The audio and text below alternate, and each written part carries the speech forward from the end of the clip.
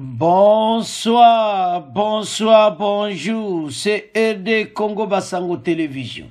Comme toujours, avant de commencer notre émission, nous disons merci à Dieu. Nous disons merci à nos chers abonnés et téléspectateurs qui nous suivent partout dans le monde et en RDC. Bande Konanga, soyez les bienvenus. À la une, chers téléspectateurs, on va commencer cette émission Bandeko na oyo elekakina combat RDF ADC Arusha. Bandeko obalobaka situation est très compliquée. Pourquoi? Parce que l'armée rwandaise bazako gagner ba territoire. Alors peuple a comme Kosenga était FARDC a attaqué société civile bakubaki balete bolanaki na Congo News 24. Mais awa tokomeka ko discuter pour plan ya Kagame ezanini na ba avanso nyos na Rutshuru. Pourquoi atiki Masisi bitumbeza li société akina Rutshuru? Donc Kagame a un plan. Mais Bisso, il faut barrer la route à ces plans. Et ça clairement, Oyazo préparé et Kosimbate pour Namboka na Bisso. Donc Congolais nyonso azala prudent et te match Oyo to gagner yango avec Essengo. Alors armée na Bisso et continuer Moussala na ese ya kitoko parce que pour le moment ezomo lokola ki bango bazoya ka ko avancer. Quel est le plan de Kagame? Alors, il faut changer les tactiques de FARDC pour barrer la route à Kagame RDF 23. Donc, maintenant armée a commis la pression et pas ba congolais et te ba mona offensive. Parce to tia motema sur na batuti. Lisons ensemble. La situation sécuritaire humanitaire reste préoccupante ce mardi 12 mars dans le groupement Bachali Mokoto, en territoire de Masisi, groupement Mutanda, dans le territoire de Rutshuru Nord Kivu. Bango batiki Masisi. Baza watage sur mena ba komikaka na Rutshuru baza koke. Un camp précaire a été également dans les zones de Rundi et Vichumbi. A Vichumbi kutu esangana keba koti na bango kota lac Edouard sans aucune résistance. Dans les territoires de Rutshuru, mais aussi c'est l'axe moins sur Kasunga à Masisi.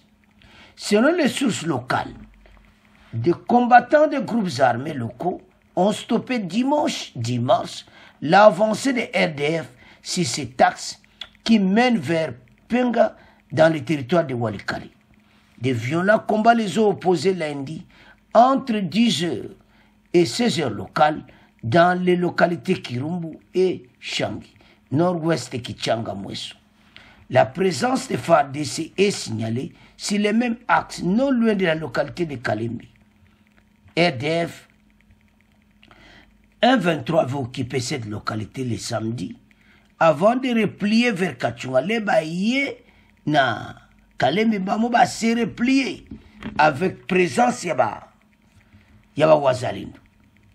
Alors, une accalmie est signalée à côté de Bouito, alors que l'armée rwandaise déjà a occupé Vichumbi au bord du lac Edouard. Alors, ce qui est sur la makambo yo, non, bandeko, ils salamawa, parce que l'armée rwandaise azaka kakosala nyonso. Donc, pona bango kaka bakokisa posana. Alors Biden ne sale pas Kagame ndeto moitié le bonheur mais l'on a pensé mais ayeba été territoire monta mabela fa de sakoso. Alors tolanda extrait oyo bongo to avance. Instant sur le théâtre des opérations au Nord Kivu, l'enclave de pêche de Vichumbi dans le parc national des Virunga est aussi passé sous occupation rebelle hier lundi en fin de matinée.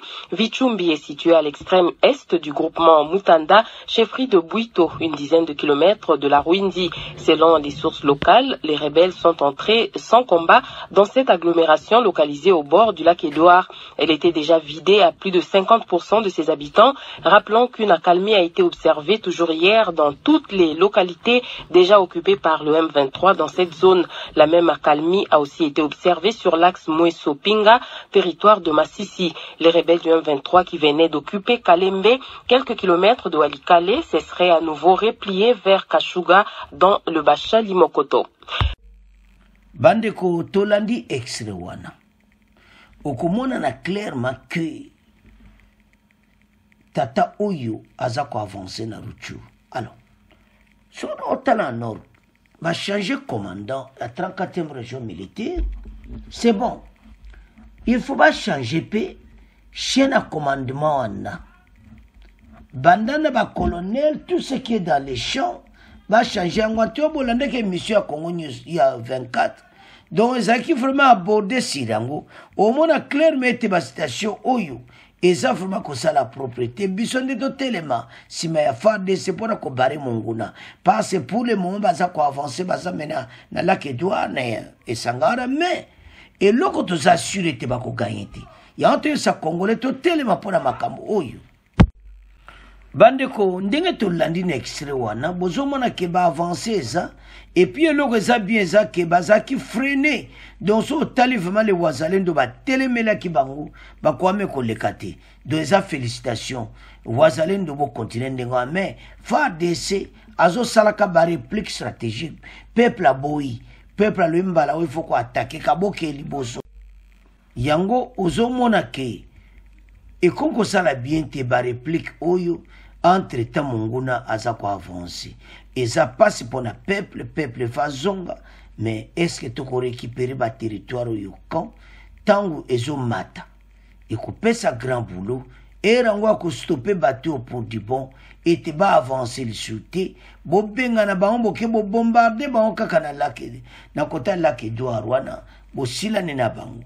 Alors bande ko situation est grave de combien de temps était bateau nyonso to benga na bango na ba territoire, mais comment tant que bango baza ko avancer zo pesa passe mais to yebiti suka biso to kozana victoire wana yebana nango l'armée za kokola makambe za kokola, mais ce qui est mal Kagame azana ba plan na ye aza ko avancer na ba côté nyonso ya ko joba minere pour avancer makambo na ye, mais biso to tia barrière pour barrer la route, il faut changer de tactiques. Alors bande ko tolandi et ça la capacité sobozo mona bango aza ko avancer, mais biso tous la confiance à FARDC tous osé là réplique à FARDC pour la kobenga na bateau pour na libéra. Alors chers téléspectateurs, c'est à ce point comment clôturer mission na biso. Vous continuez à s'abonner massivement. Au revoir, à la prochaine.